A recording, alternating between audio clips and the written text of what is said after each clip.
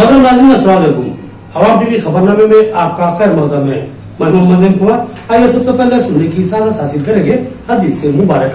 औज़ु बिल्लाहि मिनश शैतानिर रजीम, बिस्मिल्लाहिर रहमानिर रहीम। अबू दरदा रज़ियल्लाहु अन्हु कहते हैं कि रसूलुल्लाह सल्लल्लाहु अलैहि वसल्लम ने मुझको वसीयत फरमाई कि तुम अल्लाह ताला के साथ किसी को शरीक मत करना, अगरचे कि तुम टुकड़े टुकड़े कर दिए जाओ और जला दिए जाओ, और फर्ज नमाज को जानबूझकर मत छोड़ना, क्योंकि जानबूझकर जिसने भी उसे छोड़ा तो उस पर अल्लाह की पनाह उड़ गई। और तुम शराब मत पीना, क्योंकि शराब तमाम बुराइयों की कुंजी है। हदीस मुबारक इब्न माजा। अब बढ़ते हैं खबरों की तफसील की जानिब। बीजेपी को वोट देने वाले स्वर्ग यानी जन्नत में जाएंगे। एमपी डीआरविन का बोधन में दिलचस्प दावा। उन्होंने कहा कि वज़ीर-ए-आज़म मोदी ने हिंदू विकार को बुलंद किया है। अगर कांग्रेस ने 1 साल के अंदर 6 गारंटीज पर मुकम्मल अमल किया तो मैं सियासत से सबकदोश हो जाऊंगा। साबिक रियासती वजीर और बीजेपी कायद ईटाला राजेंद्र का चैलेंज। बीजेपी की जानिब से रियासत की सतह पर जारी कुमरम मीम संकल्प यात्रा आज बोधन में दाखिल हुई।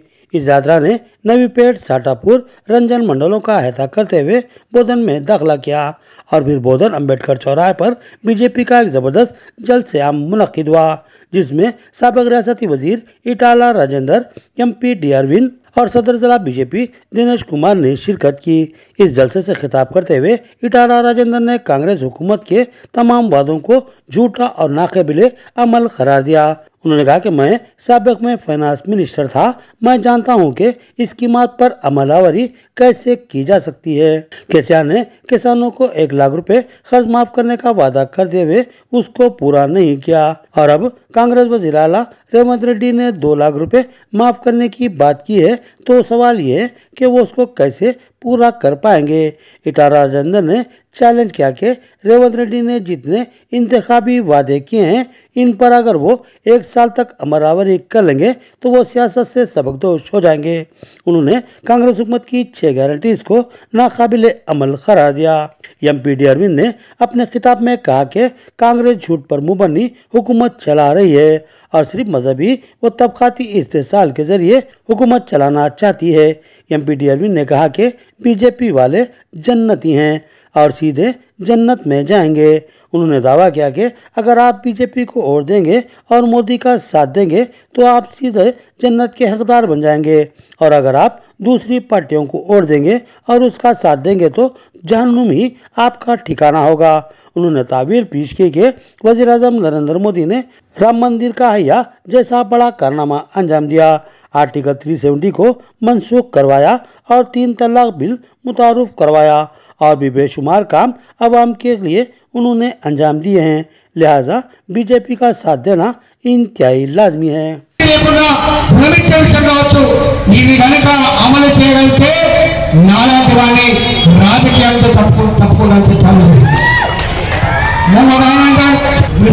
మహిళలతోటి అబద్ధాలు చెప్పుడు ఏమాయ గృహలక్ష్మి, ధనలక్ష్మి, మహాలక్ష్మి ఏమైంది? గృహజ్యోతి, ఇందిరమ్మ ఇల్లు, రైతు రుణమాఫీ, గ్యాస్ సిలిండర్ 2,500, 4,000 పెన్షన్, ఇల్లు ఇప్పటికే దిక్కులేదు. మహిళలందరినీ ఉన్న బస్సులను ఎక్కించారు, మహిళలందరినీ ఇచ్చేసారు. మహిళలకు కూడా జాగలేదు, ఎందుకంటే బస్సులు ఎక్కలేవు. పాత ఎన్నిండలో గందులే మహిళలను పంపిస్తున్నారు. ఆమె పావుల వడ్డెత్తలేదు, మహిళలందరూ ఉన్నారు. మీకు వస్తున్న రుణాలు మొత్తం 6,382 కోట్ల రుణాలు నిజామాబాద్ పార్లమెంట్ లో ఉన్న మహిళా గ్రూపులకు ఉన్నది. కేంద్ర ప్రభుత్వం ఇచ్చింది. దాని మీద 5% వడ్డీ రాయితీ నరేంద్ర మోడీ ఇస్తున్నాడు, 4% రాష్ట్ర ప్రభుత్వం ఇస్తలేదు. అందుకనే మీకు పావుల వడ్డీ ఎత్తలేదు, 7% వడ్డీ పడుతున్నారు. ఇంకా ఎన్ని సేవలు చేస్తారండి? ఒక మనిషి రోజు 18 గంటలు పనిచేసుకుంటా 140 కోట్ల భారతీయులకి సేవలు అందిస్తా ఉన్నాడు. అందుకనే చెప్తున్నాము, అటువంటి నాయకుడికి ఓటేయండి, స్వర్గానికి పోతారు. లేకపోతే నరకంలో యమధర్మరాజు నూనెలు గిన్నెలు వేసేది ఏడా నరకమేనా? నూనె ఫ్రై. కాబట్టి భయంతో భక్తితోటి ప్రపంచాన్ని దిశానిర్దేశం कांग्रेस के तमाम वादे झूठे और खोखले हैं। शुगर फैक्ट्री के लिए कमेटी सिर्फ एक तमाशा है। ऐसे तमाशे मैं बचपन से देखता हुआ आ रहा हूँ। एमपी डीआरविन का प्रेस कॉन्फ्रेंस से खिताब।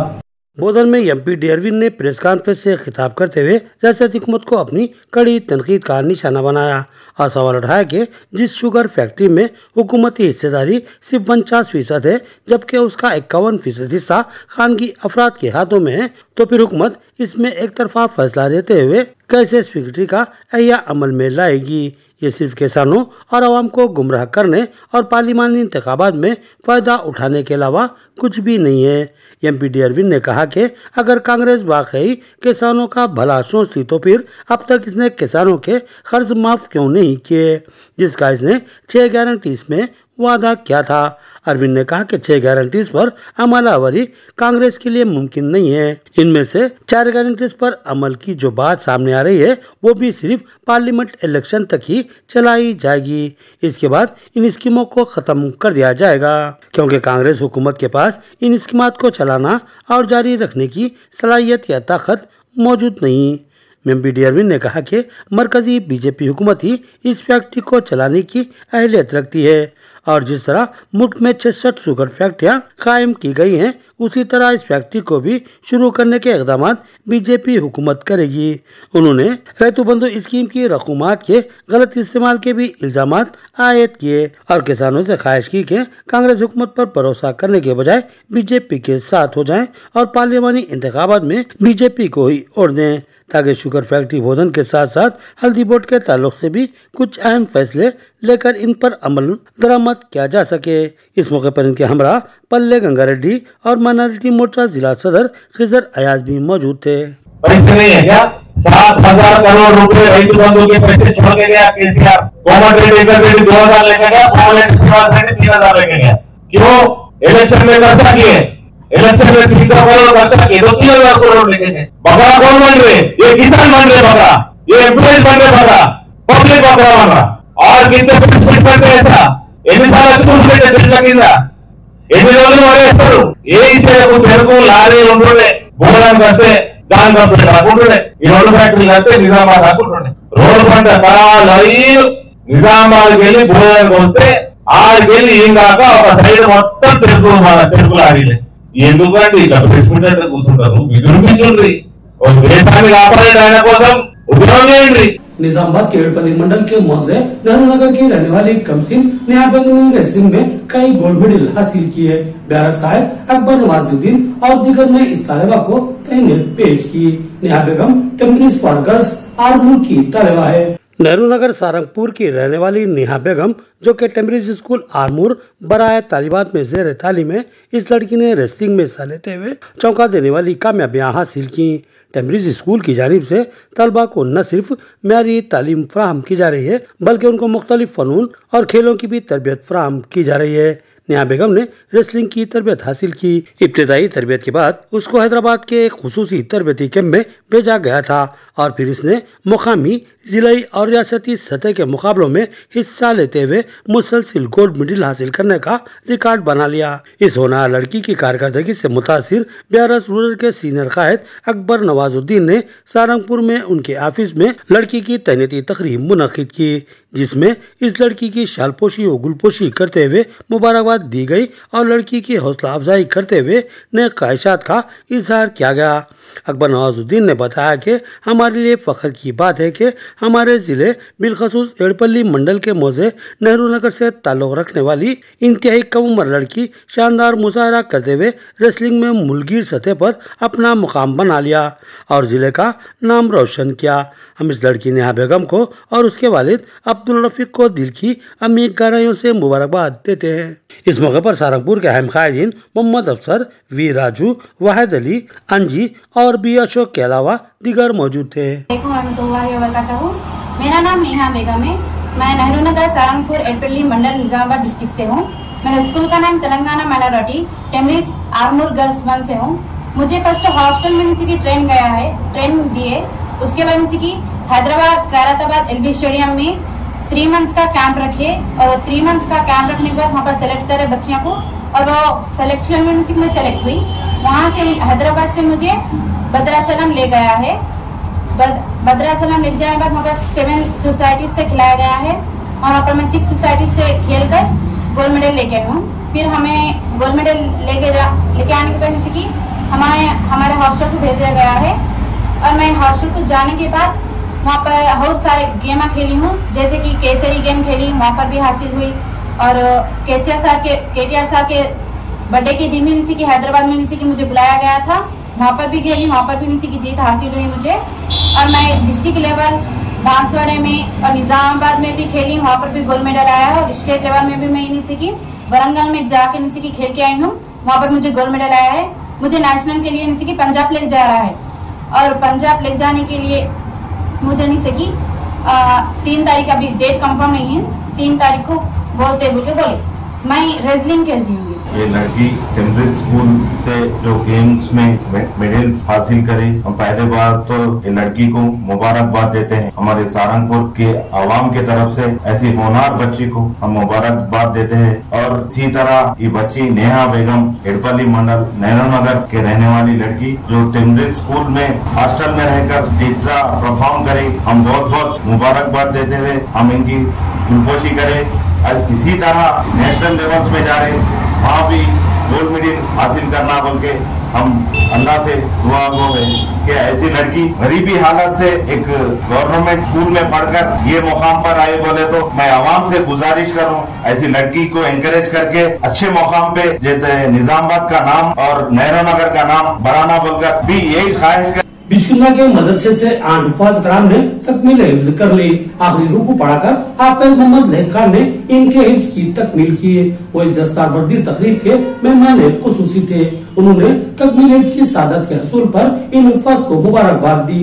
मदरसा दीनिया अरेबिया दारुल उलूम बिस्कुंदा में जलसा तकमील हिफ्ज कुरान मजीद मुनक्किद हुआ, जिसमें अल्हम्दुलिल्लाह 8 तलबा का हिफ्ज कुरान मजीद मुकम्मिल हुआ। सदर जलसा हाफिज मोहम्मद लहक खान, सदर जमीयत उलमा निजामाबाद ने 8 खुश नसीब हुफ़ाज इकराम को आखिरी रुकू पढ़ाकर उनका हिफ्ज कुरान मजीद तकमील करके तमाम इंतजामिया दारुल उलूम बिस्कुंदा बिलखसूस हजरत मौलाना रिजवान खासमी साहब बानी व नाजिम इदारा हज़ाब को मुबारकबाद दी। इदारे की इंतजामी उमूर, तालीम व तरबियत पर मसरत का इजहार किया। इस जलसे से मुफ्ती मुबीन, मुफ्ती मौलाना तलहा खासमी, मौलाना अब्दुल क़य्यूम शाकिर, हाफिज फयाज, मौलाना अरशद अली खासमी ने अजमत कुरान व दीनी मदारिस की अहमियत व जरूरत पर मुखातिब किया। और मौलाना अब्दुल कदीर साहब ने बारगाह रिसालत माब में नात शरीफ पेश की। मौलाना मिर्जा अजमतुल्लाह साहब की दुआ से इजलास का इख्तिताम हुआ।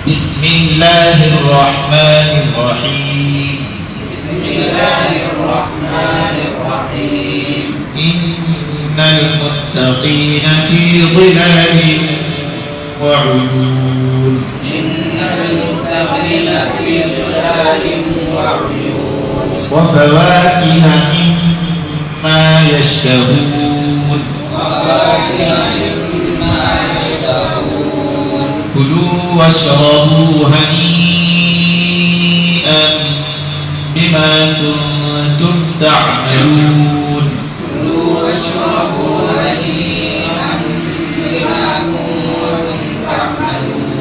इन्ना कज़ालिका नजज़िल मुहसिनीन,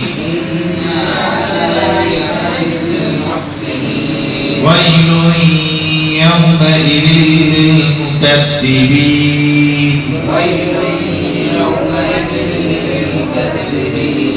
कुलू वतमत्तऊ क़लीलन इन्नकुम मुजरिमून,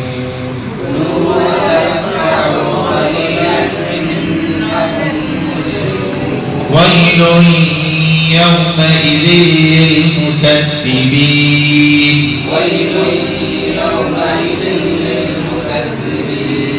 वइज़ा क़ील लहुम इरकअू ला यरकअून,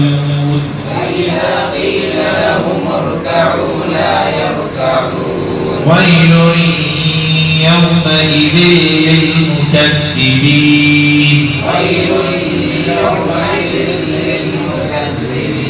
फबिअय्यि हदीथिन बअदहु युमिनून,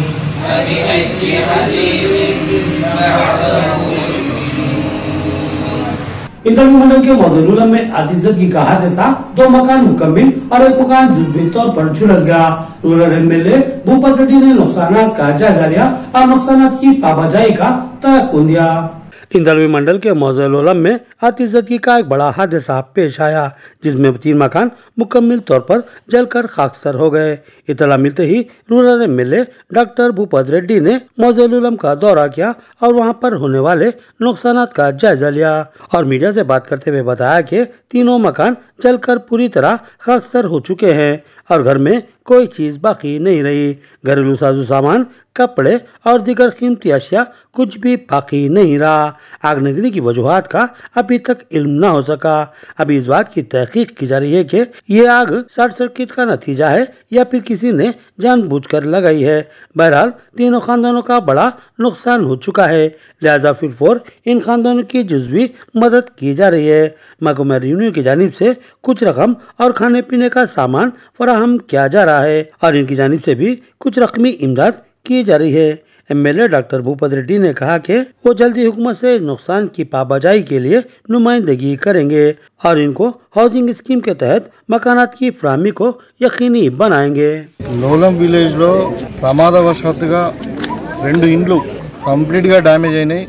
అది షార్ట్ సర్క్యూట్ అయిందా ఇంకా ఏమైందా అన్నది ఇంకా కరెక్ట్ తెలియదు, కానీ టోటల్ గా 100% డ్యామేజ్ అయింది। వాళ్ళకు ఒట్టి కట్టుబట్టలతో బయటకు వచ్చిన ప్రాణాపాయం జరగలే, కానీ వాళ్ళ అదృష్టం కొద్దీ టోటల్గా బియ్యము, బట్టలు, మరి వంట సామాన్ అంతా కూడా కాలిపోయింది మొత్తం। సో దాని వల్ల మేము వచ్చి చూసినాం, ఇక్కడ ఎంఆర్ఓ గారు వచ్చారు, ఆల్రెడీ పంచనామా అయిపోయింది। అయితే ప్రభుత్వం పరంగా వీళ్ళకు ఇమీడియట్గా సహాయం కింద 8,000 రూపాయలు, అదే కాకుండా ఒక్కొక్క ఇంటికి 50 కిలోల బియ్యం ఇస్తున్నాము। ఒక నెల సరిపడా ఉప్పు, పప్పు, కారము, తర్వాత నూనె నెల సరిపడే కుటుంబాలకు ఇస్తూ ఉన్నాం। నేను కూడా ఆర్థిక సహాయం ఒక్క కుటుంబానికి 10,000 రూపాయల చొప్పున ఇవ్వడం జరిగింది। వాళ్ళకి ధైర్యం చెప్పాం, మీరేం భయపడకండి, అంటే ప్రభుత్వం మీ పక్షాన ఉంటుంది, మేము మీ పక్షాన ఉంటాం। తర్వాత మొట్టమొదటిగా రికార్డు చేసి పెడతా ఉన్నాము, ఇందిరమ్మ ఇండ్లు ఏదైతే స్కీమ్ ఉందో దాంట్లో రాగానే మొట్టమొదటిగా లోలంలో ఈ 2 వీళ్ళకి పెడతాము। ఇంకా ప్రశాంత్ అనే అబ్బాయి ఇది మొత్తం ముందట డోరు, విండోస్ అన్నీ కాలిపోయినాయి, స్లాబ్ కూడా పరీడింది। సో దాన్ని కూడా మేము ఎస్టిమేషన్ చేయమన్నాము పార్షల్ డ్యామేజ్ కింద। సో వాళ్ళకు కూడా ఏ విధంగా వాళ్ళకు కూడా ఆర్థిక సహాయం చేయడం జరిగింది, 5,000 రూపాయలు। సో వాళ్ళని కూడా తప్పకుండా ఆదుకుంటాం అందరినీ కూడా। వీళ్ళకు ధైర్యం చెప్పడానికి వచ్చాము ఇక్కడికి। మరి మీ వెనుక ప్రభుత్వం ఉంది, కాంగ్రెస్ పార్టీ ప్రభుత్వం ఉంది, अधिकारी కూడా అన్ని విధాలుగా మీకు ఆదుకుంటారు, ఏం భయపడాల్సిన అవసరం లేదని చెప్పారు। तो ये थी खबरों की तफसील। मज़ीद खबरों के साथ फिर मुलाकात होगी, तब तक के लिए दो इजाजत, अल्लाह हाफिज।